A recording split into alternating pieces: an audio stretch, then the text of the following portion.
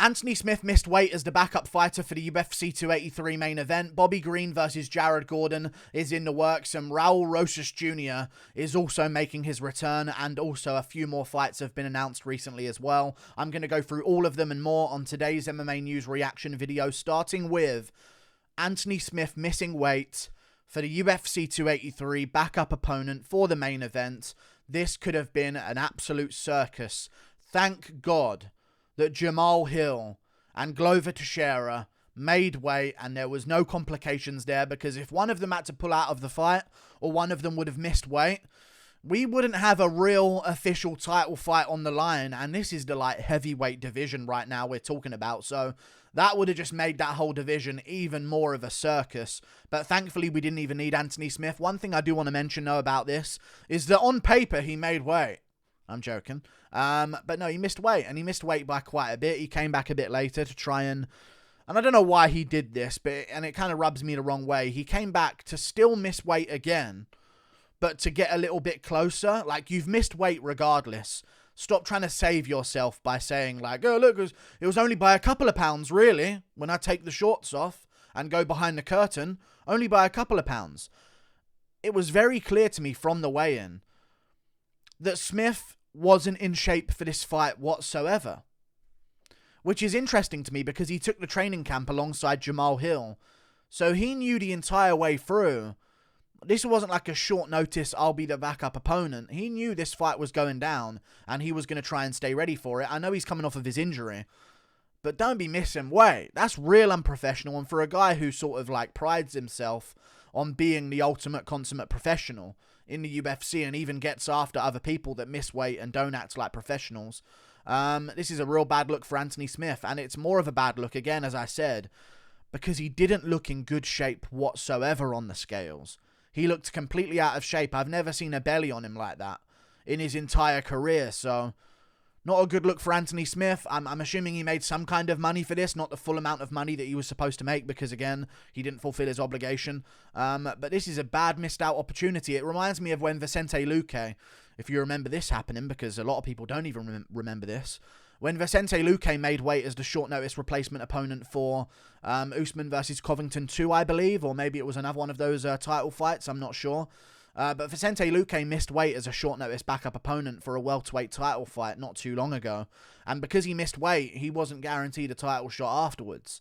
So they just moved on, and then all of a sudden, now Luque's on a 2-fight losing streak. So we'll see where this affects Anthony Smith's career. I'm kind of glad that he didn't make weight, if I'm honest with you guys, because he didn't deserve a title shot next anyway. And, you know, I'd much rather see, again, a rematch between Blachowicz versus Ankalaev and the winner of that get a title shot. So I'm glad that Anthony Smith didn't make weight, but man, that could have gone so badly. And I think the UFC need to keep that in consideration, because he really almost costed them a main event for a title fight. And I know that he didn't need to step up and do it, but you got to make weight if you say you're going to make weight. Or don't offer, because someone else could have offered. You know what I mean? That's the bit that annoys me.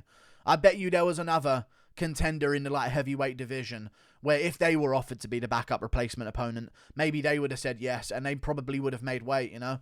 Not a good look for Anthony Smith, but oh well, let's put him against Alexander Rakic at some point in April or May, and maybe he got a little bit of money for his weight cut that he botched, pretty much. We move on to some more bright news that's been going down, which is a bunch of amazing fight announcements. I'm going to start straight away with Bobby Green versus Jared Gordon. Amazing. Absolutely amazing fight. This is how, and I feel good for Jared Gordon, because again, he did get robbed by Paddy Pimblett, and I think this is like a little reward. This is like the UFC behind the scenes saying, we know you got robbed. Here's a little bit of a nice reward for you. A big fight that's going to get you right back on track. If they would say, hey, Jared Gordon, you know, McKinney's fighting this weekend. Let's say McKinney won the fight, and they say, hey, Jared Gordon, you're up versus Terence McKinney. That would have been a really bad look for the UFC, and a really bad result for Jared Gordon as well. But seeing as they're trying to make this fight happen between him and Bobby Green, I'm all for it. I'm all for it. This is a good fight now. And I also feel like Jared Gordon's name value, despite not getting his hand raised, he must have got a little bit of a following from that fight where he got robbed. I'm sure a bunch of people that didn't like the result of the fight went over to follow him on Instagram.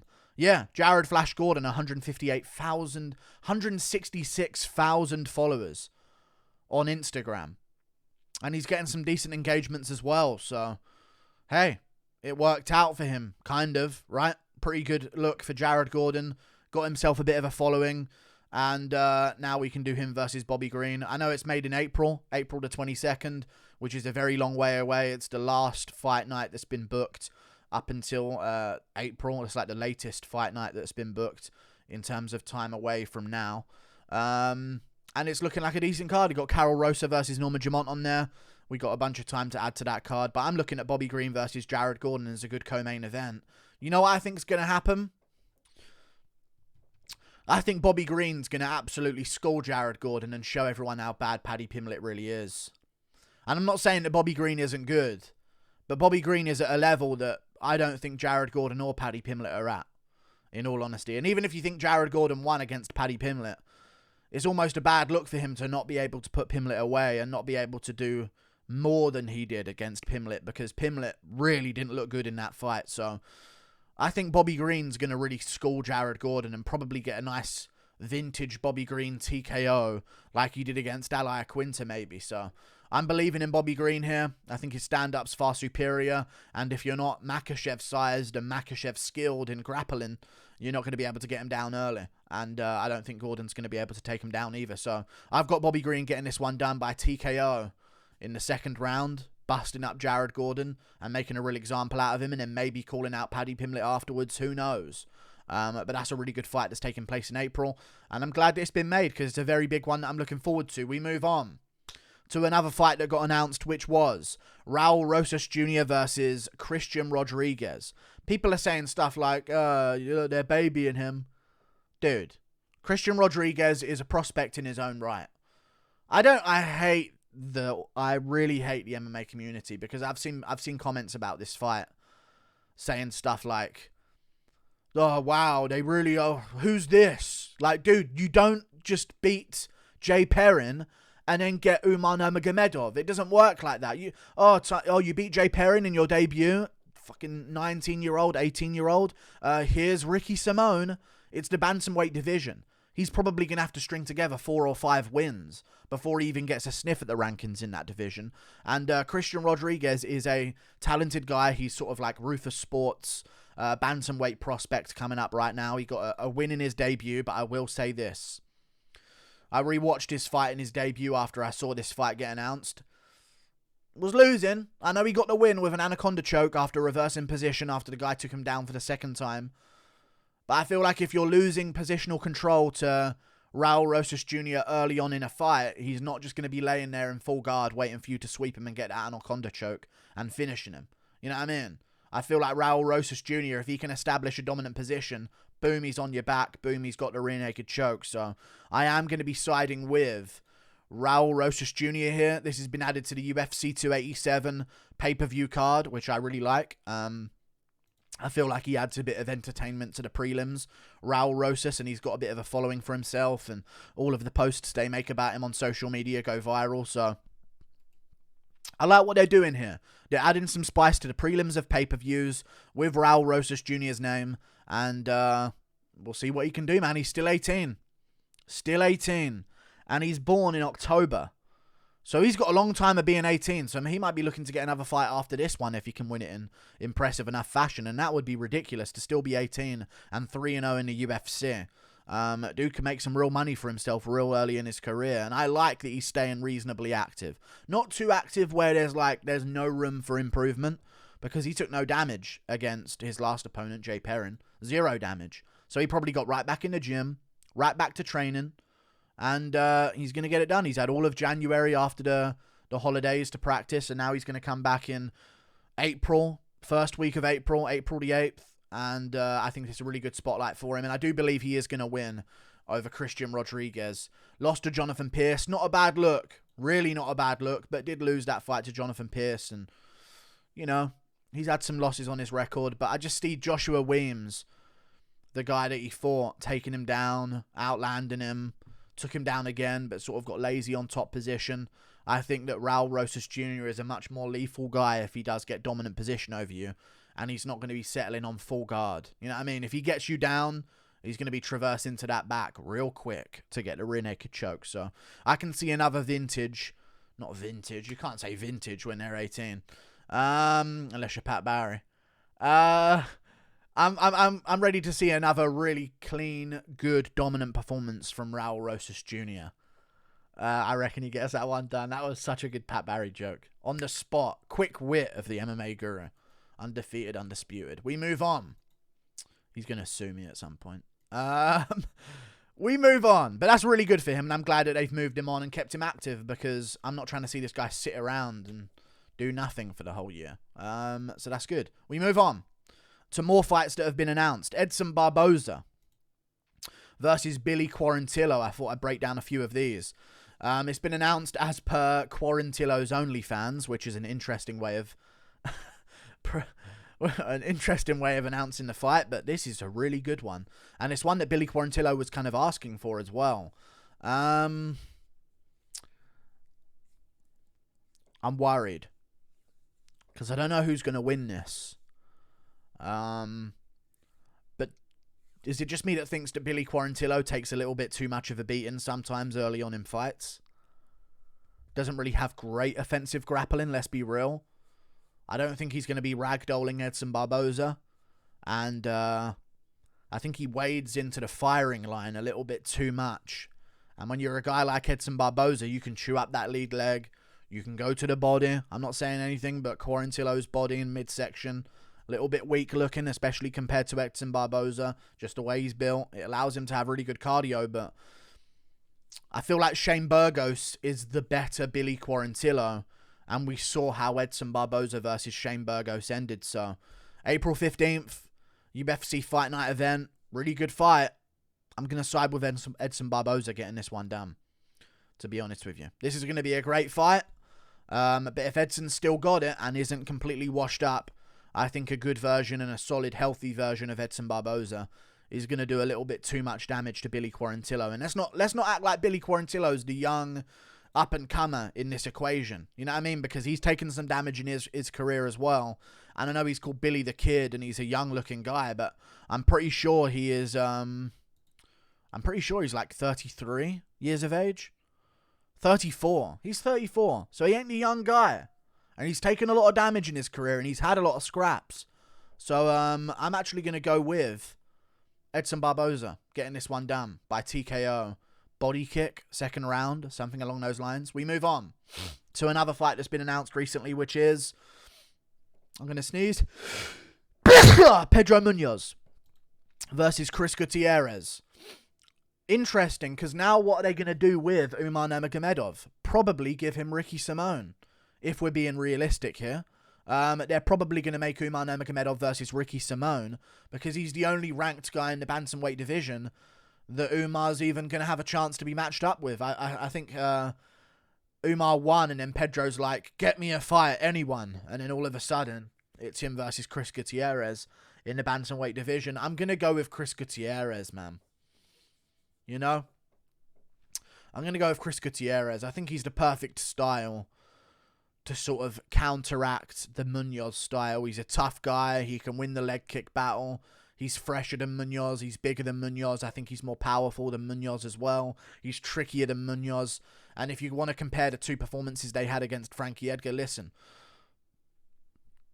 I thought Pedro Munoz won the Edgar fight. I think it was one of the biggest robberies of all time. I thought he won it 4-1. Gutierrez left no reason for judges to ever be involved in that fight. You know? Schooled him. Destroyed him. So, I'm going to trust in the improvements of Chris Gutierrez, the hunger of Chris Gutierrez, and the size of Chris Gutierrez as well, because I'm going to guess that he has a pretty significant reach advantage in this fight. I'm just going to check that right now, but I would imagine that he does. You know what I mean? This has been added to the April 15th card. Just going to check that right now. But yeah, I think Chris Gutierrez is getting this one done. Munoz getting a bit up there in age. I know Gutierrez isn't really young, but he's 31, still in his prime, and he hasn't made it yet. You know, he hasn't made those big bucks yet in his career. You got 5'6" Pedro Munoz, 65-inch reach, compared to 5'9" Gutierrez with a 67-inch reach. And when people are so similar in styles, these factors come into play. Younger, tougher, more powerful, more momentum, bigger, longer reach, you know what I mean? I'm going to side with Gutierrez here. Even I didn't really believe in him in the Edgar fight because I was worried about his grappling defense. Munoz rarely shoots an offensive takedown, so I'm siding with Gutierrez getting this one done, striking on the feet. We move on to another fight that's recently been announced because the UFC have been making a bunch of good ones. Dustin Jacoby versus Azamat Murzakanov. Jacoby got robbed against Roundtree, and I'm glad that he's getting a fight that's going to get him right back on track with Azamat Murzakanov here. I think he beats Azamat Murzakanov because, honestly, Murzakanov was getting his ass handed to him against Tafon and Shukwe in that fight, and he pulled out the flying knee in the third round. Don't get me wrong, he found the flying knee in the third round.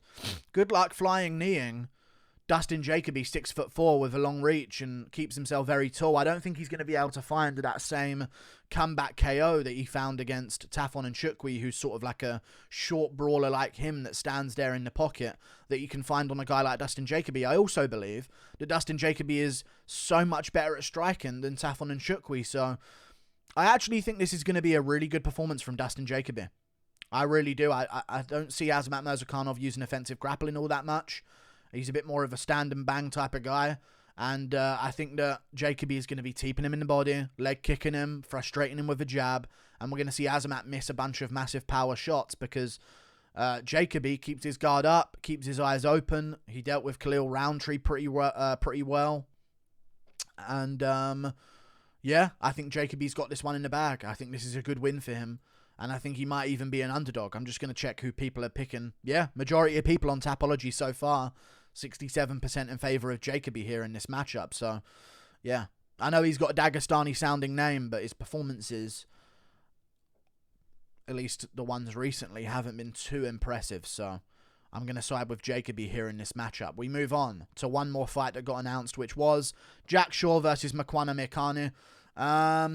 This is interesting to me because it's just like Jack Shaw late finish or decision based on the later rounds, or Makwan Anaconda chokes him in the first round. And that's kind of like, you know, that's kind of the way it is. So I don't even know who I'm going to pick here. Probably going to go with Jack Shaw because he's got the level of grappling enough to survive those early exchanges on the ground. And he's also pretty dangerous on the feet, and he's got good takedown defense and good grappling himself. But yeah, Makwana Mekani could find that Anaconda choke in the first round, but it's just such a very specific way that the fight has to go in order for me to trust a pick in Makwana Mekani. I just can't go with it. The ways of winning are in favor of Jack Shaw here. But I guess we're going to see if he's actually big and strong enough to even compete in the 145 division, especially in a grappling situation. So I'm going to go with Jack Shaw, but Makwan's dangerous in that first round trying to get that submission. So we'll see how it goes. Yeah, good matchups being made, though. Looking forward to all of them. And see you later. Goodbye.